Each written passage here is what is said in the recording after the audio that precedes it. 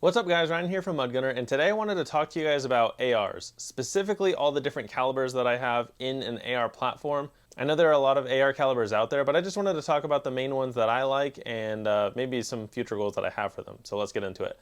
We have to start off with 5.56 because obviously that's the most common caliber out there in an AR-15. None of these ones here are 5.56, but I figured I'd show you guys one that I recently picked up. I have a BCM 11.5 here, and yeah, this is my third BCM. And honestly, my BCM projects I feel like are pretty cool. So my first BCM was a 14.5-inch barrel. That one I am turning into the Terminalist rifle. So the Terminalist is a TV show starring Chris Pratt, and he plays James Reese, which is a Navy SEAL. And he has a really cool 14.5-inch BCM in that show with an aim point and magnifier and all that. So I'm building up my 14.5 into that. I also am working on another 11.5 BCM, which I have the lower right here. I don't have the upper with me.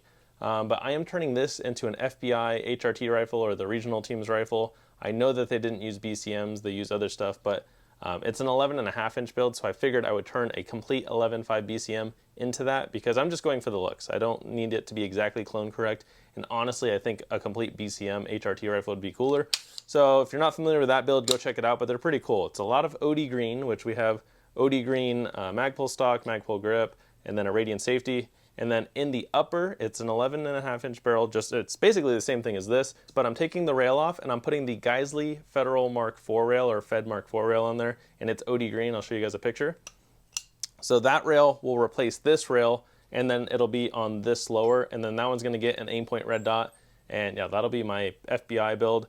So I don't exactly know what I want to turn this one into, but considering my first and second one are going to be pretty cool builds, I need a good build idea for this. I believe I want to keep it like all the same, like for the most part, like same rail, same pistol grip, probably same brace. I don't see myself SPRing this one, but yeah, I need some ideas for this. So comment down below what you think, but for a 5.56, I figured I'd show you guys this one because it is pretty cool. So that's my 5.56, and then the next caliber I got into was 300 Blackout, which 300 Blackout is still on a standard AR-15 frame and all that stuff, same lower. And it's really just a barrel difference because you use the same bolt carrier group. It's normally a pistol length gas tube, but yeah, this is my Q Honey Badger. This was my very first 300 Blackout. It's a little bit more of a proprietary AR 300 Blackout, but it still fits into that category of an AR-15. But yeah, this one's my 300 Blackout. So for me, 300 Blackout really just shines as a suppressed subsonic gun.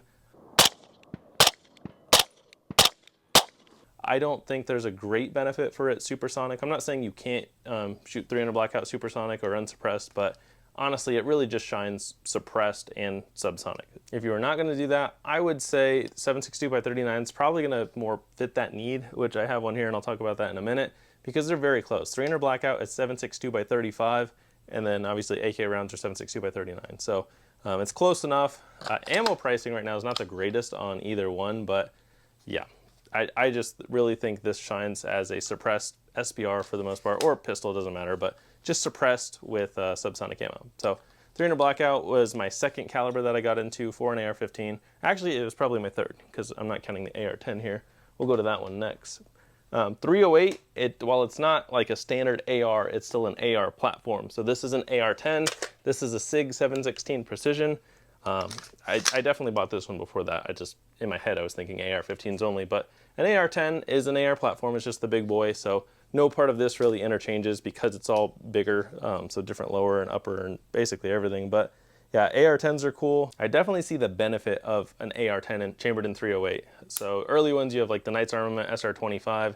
You have the old school Armalites. Again, this is a SIG. I really like it. This is my first AR-10, but I have another one now. I have a Knights Armament SR25. I've posted a bunch of videos of that. I haven't shot it yet because I'm waiting on the suppressor, but we should be getting that here soon because the tax stamp got lost in transit, but we're getting another certified copy of that, so hopefully I'll have that suppressor soon. But yeah, the SIG is really nice. The furthest I've shot this so far is 600 yards. I want to get more into long range. I'd say I'm a big novice with it, so that's something I want to do. And now I have an off-road vehicle, so I'll be able to get myself out to longer range distances because I've never had access to it before. So I just got an off-road vehicle about a month ago or 30 days ago as of today. So I'm looking forward to being able to shoot some long range this winter with this and with some other guns. But yeah, AR-10s are very cool. I really like them in 308. I know a lot of people are building them up in 6.5 Creedmoor. And then, I mean, there's so many other calibers now, but the main ones that I know of and like know how they perform would be 308 and 6.5 Creedmoor. But comment down below with whatever, you know, bigger style ARs or AR-10s you like. I don't know all the calibers that fit in the AR-10 platform because 6.5 Creedmoor and 308 are very similar. It's just a barrel swap. They use the same bolt carrier group as far as I know. I know they use the same mags and everything, but I know 6.5 Creedmoor's kind of taken over in these last few years, but I still think 308's not going anywhere anytime soon, and it definitely has a place in my heart. So yeah, my SIG 716 is really cool. I like it a lot, and I want to push it out to some distance. And then which one should we talk about next? Let's talk about this one. This one was not a gun that I was ever like really thinking about getting, but as soon as I saw it, I knew I had to have it. This is an AR-57. And the original company, I believe, was called AR-57, but this one was made by Aero Precision, which is pretty cool. So my lower is Aero Precision. It's stamped AR-57 right here. The upper is not stamped Aero Precision. It's just stamped AR-57. But as far as I know, this is just a complete gun from them. I don't know exactly all the details about it. I think this is kind of a less known AR platform on the market. But basically, you have a standard AR-15 lower. I believe all of it's the exact same because I changed the trigger and I just put a standard AR trigger in there. But yeah, you have a standard AR-15 lower. Your mag well works as the ejection port, I guess, because kind of like a PS90, this uses PS90 mags. It feeds from the top down. So when you're chambering it, it chambers the round goes down, and when you fire it, it ejects at the bottom. So yeah, very unique kind of platform, but it's just a copy of the PS90, and then your mag catch is right here. So you have a lever right there, and then you have the charging handle. So if I push down, it snaps into place. And then to release it, I pull the lever on either side, and it'll lift it up. So very interesting design. And then, yeah, you have a side charger. But yeah, I mean, it's basically an AR-15, just chambered in 5.7. Recoil-wise, it's very light. I'll show you guys a clip of it right here.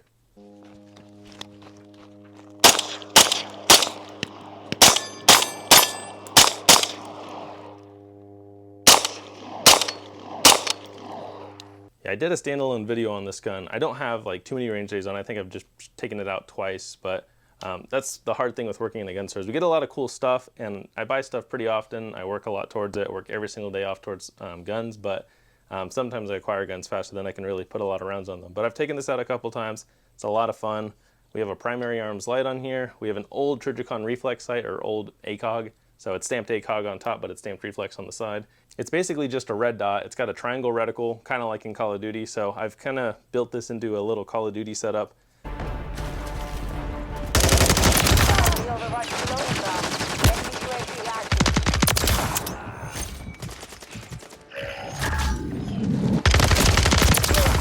Missed me!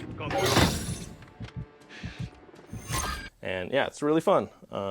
Very unique. I don't think anyone's currently producing them, but I think it'd be a cool comeback because I could definitely see a market for it. It's not like the most practical, but as I suffer to get this mag in there. Yeah, it's not the most practical, but it is a cool concept, and mine has been reliable so far. I think I've probably put about 300 or 400 rounds through it, which is a lot for 5.7, but yeah. Very cool little setup, and I didn't know I needed it until it came into our store. So I have that. And then I did a trade with a buddy of mine for this, which is a 7.62 by 39 AR. Now, there's a lot of 7.62 ARs out there, but I really like the CMMG Mutant the most, and that's what this one is. So CMMG, they came out with the Mutant years ago. Their lowers are stamped a variety of things. So this one, the lower is stamped MK47, but then the upper, or it's also stamped Banshee on the side, which Banshee is normally a pistol caliber carbine from them. It's not stamped Mutant, but that's how everyone knows these guns. So it's basically an MK47, Banshee, Mutant. It's kind of too many names, but yeah. So the Mutant was always just a 7.62 by 39 AR, and what was cool about CMMG specifically is they had it take AK mags, which I like a lot more than the ones that take standard AR lowers.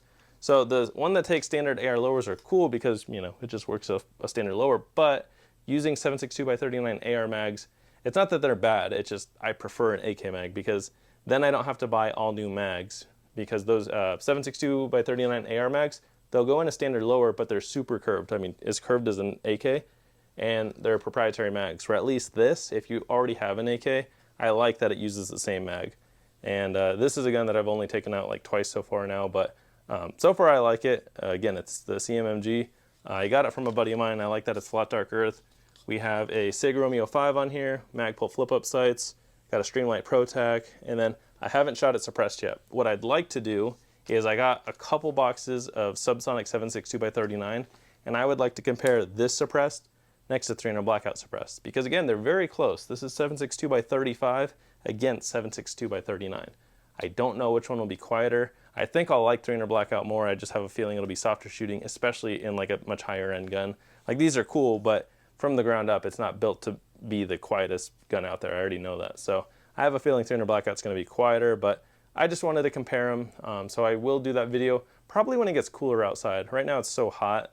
My camera overheats fast, so I think I'll have to wait till it gets a little bit cooler. But you guys could definitely expect to see that video later this year, and I'm looking forward to it. But if I shoot it suppressed before, then I'll definitely show it on the channel because I think it's cool. But yeah, I like that it's a paddle release right here, so you don't have your standard button release. The lower is obviously proprietary. Upper-wise, I don't know how much of it's proprietary. I think most of it is. Like bolt carrier group, as far as I know, it's just a beefier bolt carrier group. Charging handle, it's their charging handle, but I don't know if you can change it. I don't plan on it. Like it's a really nice extended charging handle. But yeah, again, I've taken it out a couple times. This is a 12.5-inch barrel, and I like it a lot so far, and I hope it runs good suppressed. And we're running a Dead Air Sandman suppressor on there. But yeah, these are the AR calibers, or AR guns that I have, chambered in a variety of different calibers. I know there's a lot of calibers out there. Off the top of my head, if there was one that I had to pick, I don't have anything that screams to mind. Like there's nothing that I'm like itching to get. There's been a couple 6.8 SBCs that have interested me because cool companies make them like Barrett and LWRC, but I honestly don't care about that round. Like, I'm not saying it wouldn't be cool to shoot, but I have no desire to collect that round. I have no desire to like really do much with it other than say I have a Barrett in 6.8 or an LWRC in 6.8. So if one ever came through the store for a good price, I think I would buy one. But even saying that, like we had a piston, I think it was a piston driven Barrett 6.8 SBC come through just a few months ago, and I passed on it at like 1,300 bucks.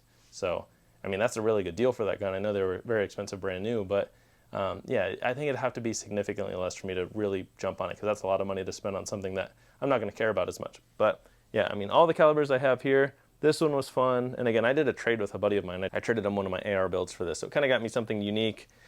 This one was cool because it just came through our store and it was under 1,000 bucks. So I was like, you know, it's pretty cool to have a AR-57.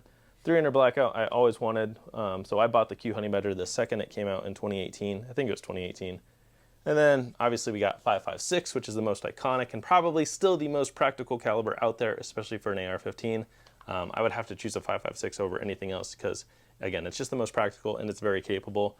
AR-10, probably my favorite for distance shooting, and again, I haven't done much distance shooting, but yeah, I'd have to go AR-10 for that. But yeah, again, comment down below with what calibers you like, anything that I should check out. At SHOT Show every year, they have us shoot all the new platforms, or a lot of the new platforms that are coming out in various calibers. This year I shot 6mm max, and out of a 10-inch barrel, it's pushing like 3,000-ish feet per second, I think. I did a video on that back in January, but yeah, there's a lot of 6mm calibers coming out. I know there's always oddball calibers coming out, but none of them, not none of them, a lot of them don't stick, and they don't stay very long, so yeah, we'll just have to see. But yeah, thank you guys for watching. I hope you enjoyed, and comment down below with what calibers I should look at.